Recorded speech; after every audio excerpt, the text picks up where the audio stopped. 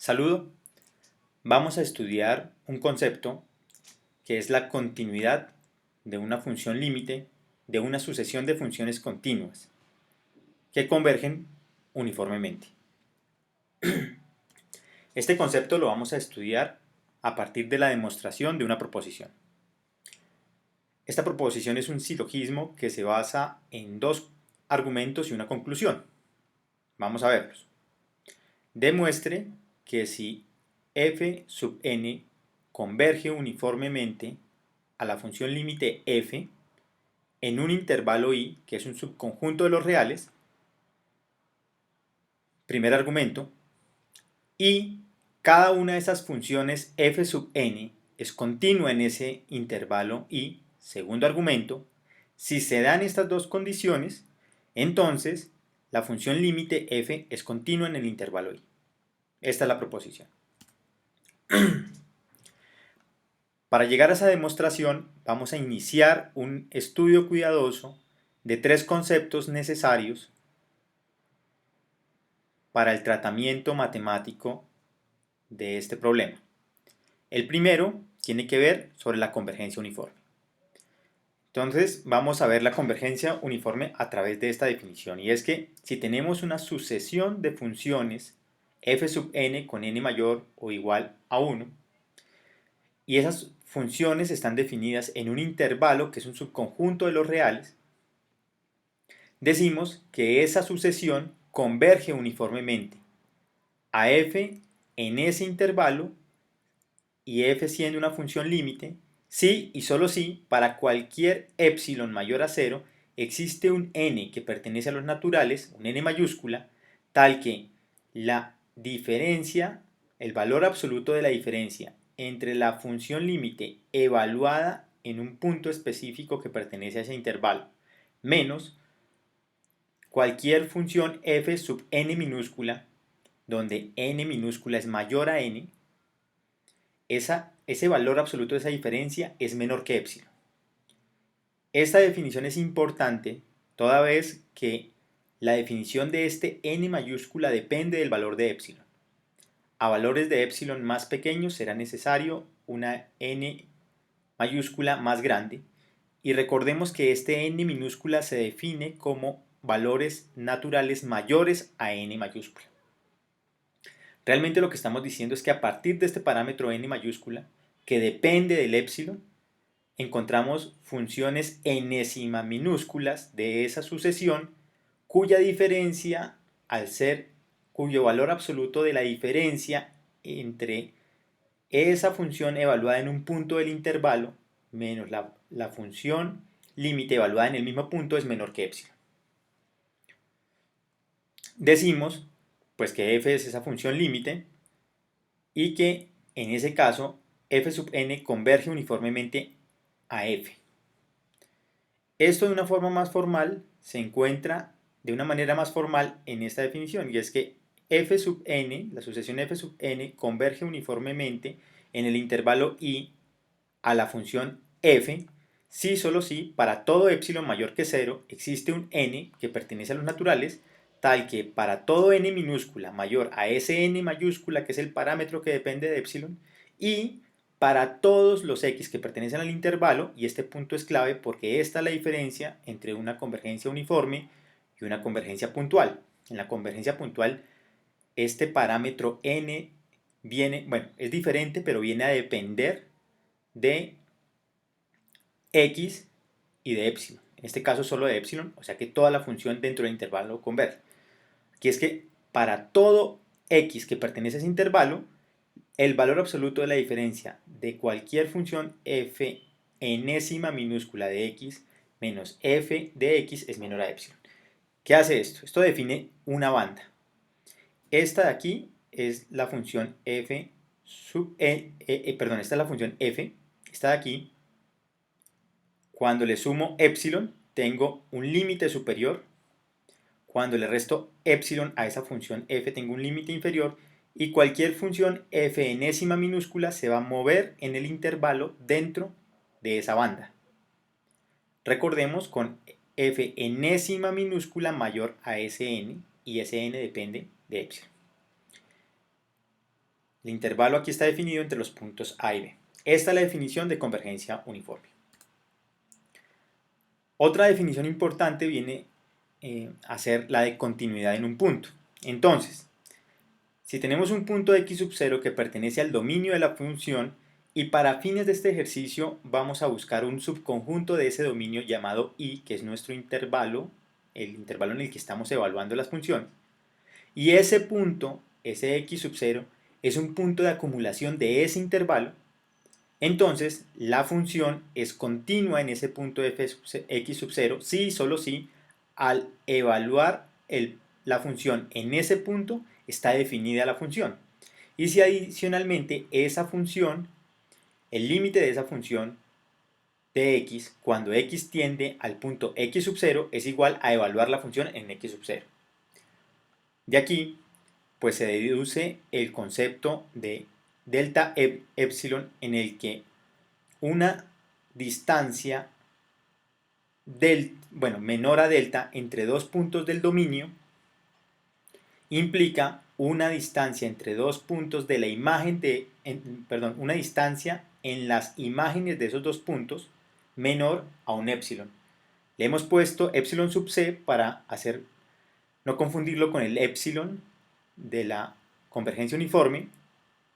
Este es el epsilon de la continuidad en un punto, pero pues para cualquier caso los epsilon funcionan igual. Para todo epsilon mayor a 0 existe un delta mayor a 0. Entonces aquí el parámetro delta depende de la distancia que yo quiero en las imágenes de epsilon. Este es el concepto de continuidad en un punto. En la diapositiva anterior nos referíamos a un punto de acumulación, pero para un intervalo, que es un subconjunto de R, todos sus puntos son puntos de acumulación, ya que para cualquier entorno centrado en X, un given centrado en X, con un radio epsilon e de entorno mayor a 0, para distinguirlo del anterior epsilon, aun cuando todos funcionan igual, como ya lo dijimos, para cualquier entorno que yo trace, voy a tener elementos del conjunto I, el conjunto de análisis. O sea, la intersección de estos dos, aún quitando a X, no va a estar vacío. Entonces son puntos de acumulación, todos los puntos del intervalo. Ahora, siguiente cosa. Cuando la continuidad de la función se da en todos los puntos del intervalo, pues decimos es que la función es continua en el intervalo. Ya habiendo analizado estos tres conceptos, vamos a pasar a la demostración del silogismo. A saber, tenemos dos argumentos y una conclusión. Argumento número 1, y es que la sucesión f sub n converge uniformemente a la función límite f.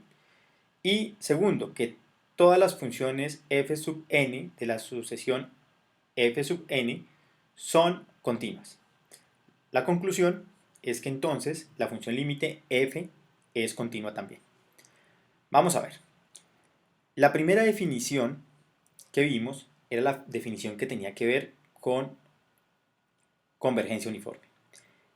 Y decía que a partir de determinado n mayor a n minúscula mayor a n mayúscula, se daba el hecho de que la distancia en las imágenes de un mismo punto de la función f sub n menos la función límite era menor a un epsilon, para cualquier x que pertenezca al intervalo. Esta definición podemos reescribirla de una forma más explícita. Y esta forma explícita nos permite ver la banda de la que hablábamos, el límite superior e inferior, en el intervalo I. Y es el siguiente. Cualquier función f sub n minúscula de x va a ser menor que la función límite f de x más epsilon. Y cualquier función f sub n minúscula de x, recordando n minúscula mayor a n, va a ser mayor a f, la función límite de x menos e, que este sería el límite inferior. Entonces aquí tenemos los dos límites de las bandas y las funciones f sub n dentro de esos límites. Bueno, esta es una forma más explícita de escribirlo y la llamaremos 0,4. Ahora, podemos cambiar x por una cantidad x más delta de x. Y delta de x lo vamos a definir como la distancia, el valor absoluto entre x y otro punto x sub 0. tal como lo vimos en la definición de continuidad.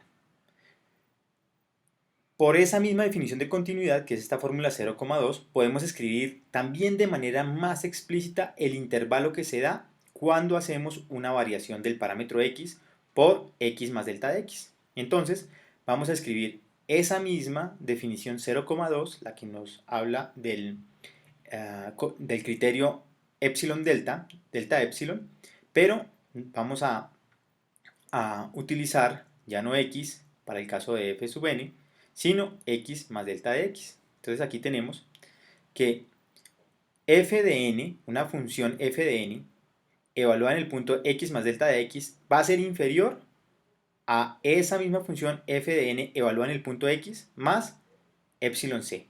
Esto es básicamente se deriva de la definición de continuidad.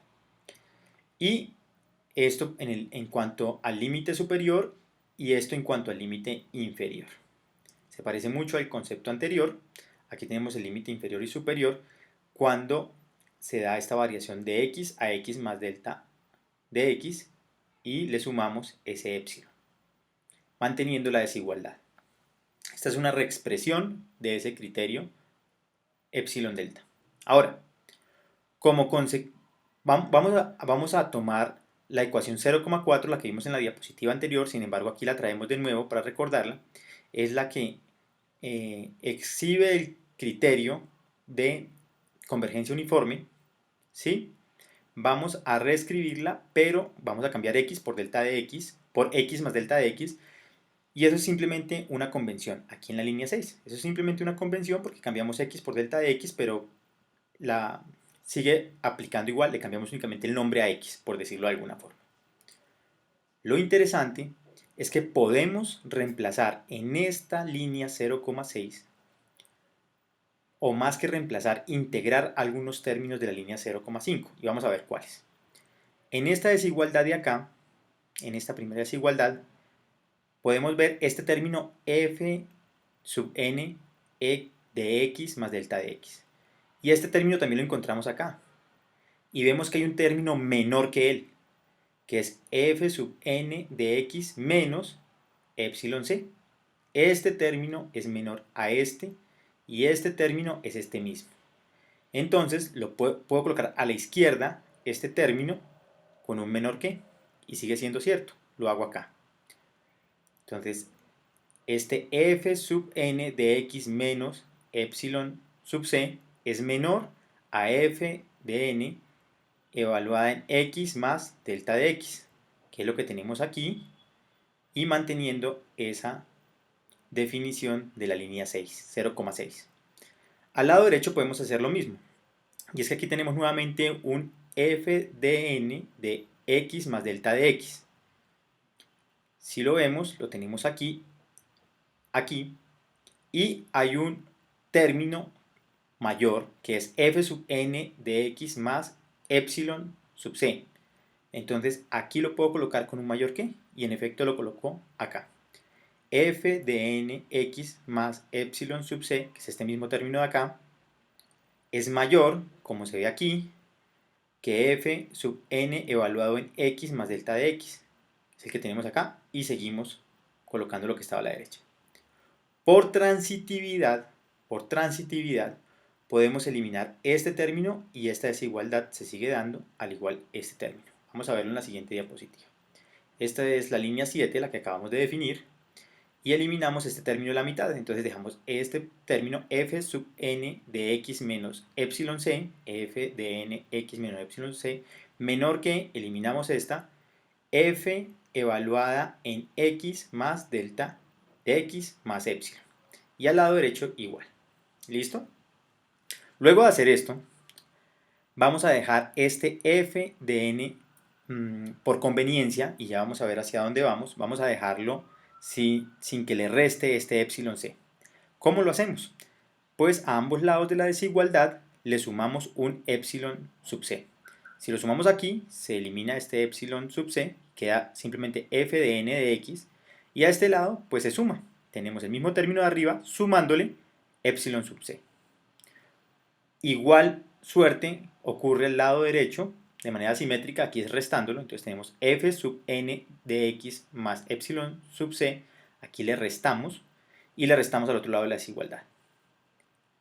Cuando tenemos estos términos así, lo que tenemos es que el valor absoluto de f sub n de x menos f evaluada en x más delta de x es menor a estos dos epsilon, a la suma de estos dos epsilon.